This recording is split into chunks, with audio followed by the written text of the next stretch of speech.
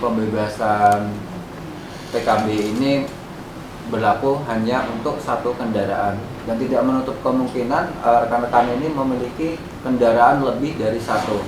Nah, misalkan mempunyai kendaraan 2 atau 3, apakah itu mendapatkan keringanan juga gitu Bapak?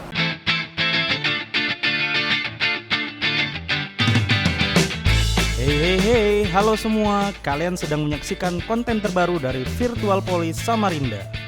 Konten Satlantas Menjawab.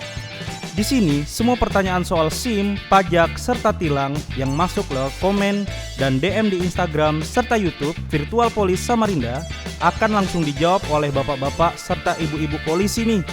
Jadi, kita naikkan hashtag jangan bingung, tanya aja.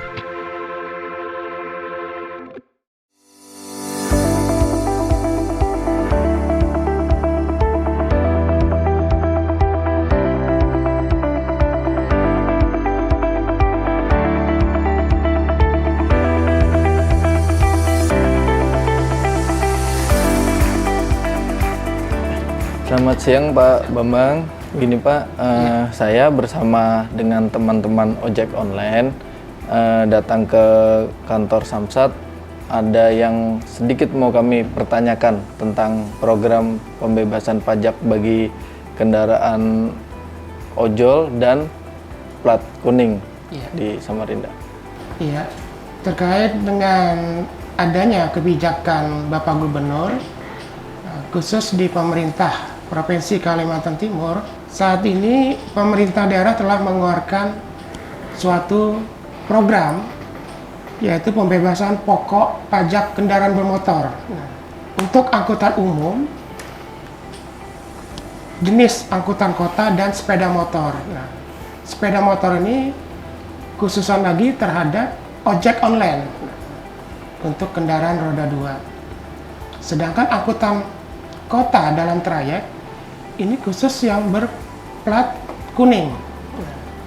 Plat kuning khusus yang di Samarinda, saya mencontohkan ada beberapa angkutan dalam trayek yang bisa dikenakan dalam program pemutihan ini, yaitu angkutan dalam trayek A, angkutan dalam trayek B, dan angkutan dalam trayek C.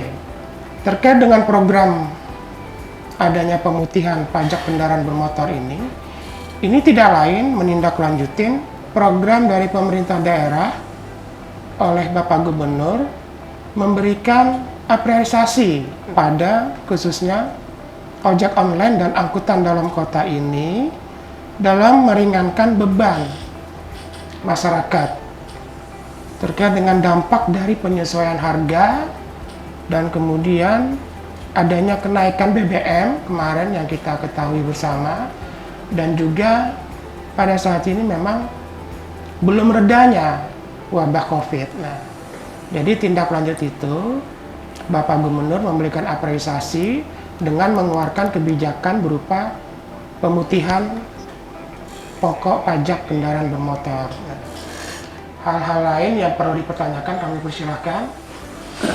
Silakan, kalau ada yang silakan. Ya, ada yang mau saya tanyakan Bapak. Yang pertama, misalkan ini saya udah membayar pajak kendaraan di bulan 1 Januari 2022. Misalkan nanti saya akan membayar pajak untuk tahun depan, apakah masih misalkan bulan Desember 2022 ini saya mau membayar pajak kembali, apakah mendapatkan keringanan, apakah masih berlaku ini pembebasan pembayaran PKB-nya ini? Kan ini masa berlakunya selama 3 bulan. Apakah itu masih berlaku? Itu yang pertama. Terus kemudian yang kedua, tadi Bapak menyampaikan bahwa pembebasan PKB ini berlaku hanya untuk satu kendaraan. Tidak menutup kemungkinan rekan-rekan di lapangan ini memiliki beberapa aplikator, mungkin mempunyai ikut terdaftar di mitranya Gojek, Grab, Maxim, Shopee, apa segala macam, dan tidak menutup kemungkinan rekan-rekan ini memiliki kendaraan lebih dari satu.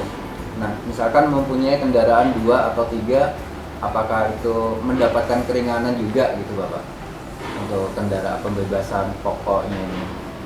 Itu aja Bapak. Terima kasih. Baik, terima kasih Pak, izin Pak Pimpinan. Lalu ini yang terkait dengan masa pajak tahun 2003 ya. Iya. Apakah bisa dibayarkan? Kita sesuai dengan poin nomor 8 itu Pak. Iya.